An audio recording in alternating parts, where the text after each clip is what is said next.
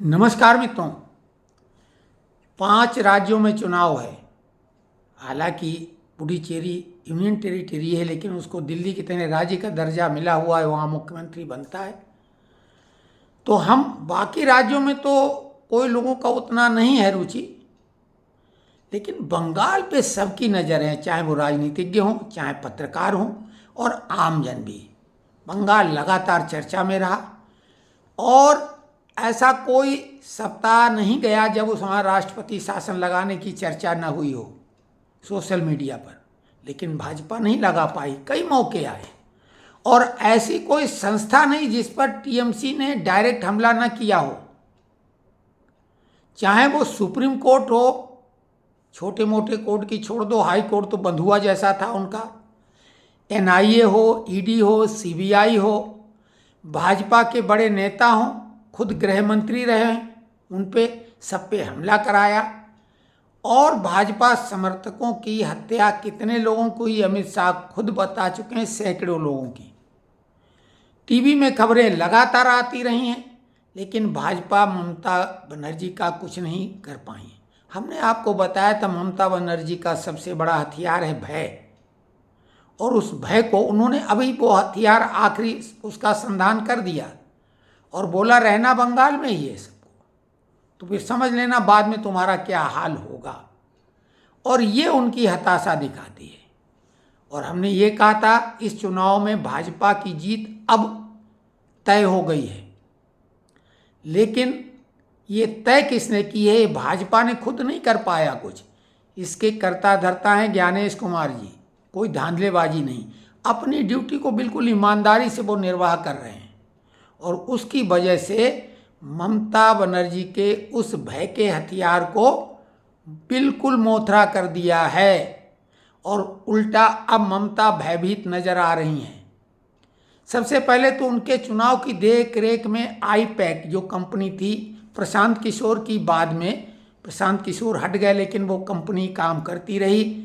और जब वहाँ पे छापा पड़ा तो ममता बनर्जी फाइलें ले गई थी, कोर्ट कचहरी हुआ, हाई कोर्ट में भी उनने तांडव किया, लेकिन अंततः अब उस पे आईपैक पे ताला लग गया है।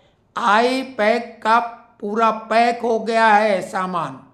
नदारत हैं, 1 लाख उनके वॉलेंटियर्स चुनाव के टाइम में चुनाव मैनेज करते थे अपने अपने ढंग से, वो इसी के एक्सपर्ट थे और वो अब गायब हैं। ममता बनर्जी के लिए सबसे बड़ी परेशानी, जिनको चुनाव के लिए ही पाला पोसा गया था, उसके अलावा ममता बनर्जी की ताकत उनके 2 तरह के गुंडों पे थी, एक खाकी वाले गुंडे और दूसरे उनके पालित टीएमसी के गुंडे।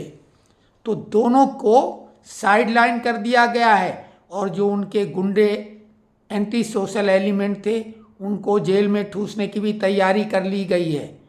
तो या तो वो फरार हो जाएंगे, वो फील्ड में अब उतना सक्रिय नहीं रह पाएंगे।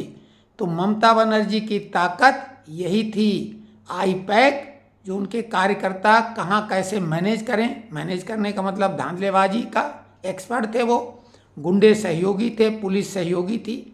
तो इस सब पर अंकुश लगा दिया है ज्ञानेश कुमार ने और वो पूरा भय ममता बनर्जी का अब उन्हीं की तरफ मोड़ दिया गया है।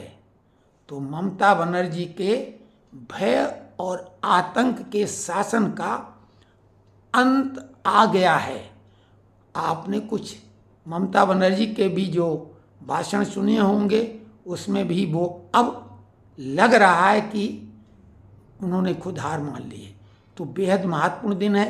अब तो सन्नाटा पसरा हुआ है, चुनाव प्रचार थम गया है, लेकिन चुनाव आयोग ने जो कमाल किया है इसकी मिसाल टीएन शेषन भी नहीं रहे हैं। शुरुआत टीएन शेषन ने की थी, लेकिन बंगाल में जो तांडव होता रहा है, अब तो कल पता लगेगा कि क्या स्थिति वहाँ पर है, कितना अंकुश लगा पाए हैं।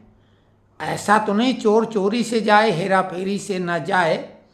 ममता बनर्जी इतनी जल्दी हार मानने वाली नहीं है, लेकिन ममता बनर्जी की जान खतरे में है, उनके प्राण, और उसके लिए वो खुद चाहती होंगी कि क्योंकि याद करो इंदिरा गांधी को उनका उड़ीसा में दिया भाषण, उन्होंने पहले से ही बता दिया था, केजीबी ने उनको हिदायत दी थी, उसकी अनदेखी की गई।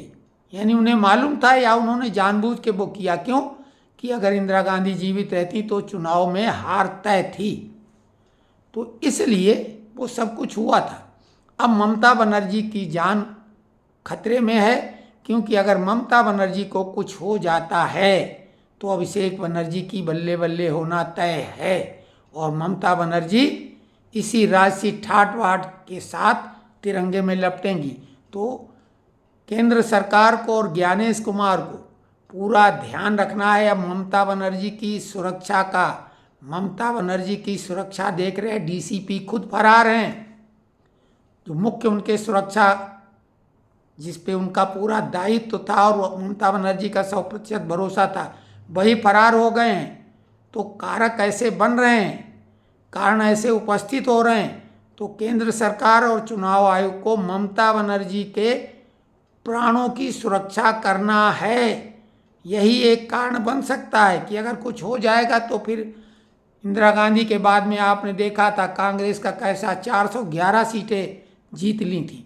तो ये एक बात है ध्यान देने की, और निश्चित तौर से ज्ञानेश कुमार को भी ये बात मालूम होगी और भाजपा को भी। तो उनकी सुरक्षा में अब कोई चूक नहीं होने दी जाएगी।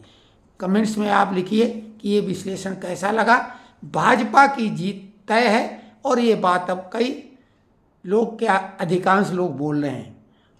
हमने विश्लेषण के साथ तब भी बोला था कि मुख्य हथियार उनका है भय, और उस भय के हथियार को बिल्कुल मोथरा कर दिया है ज्ञानेश कुमार ने।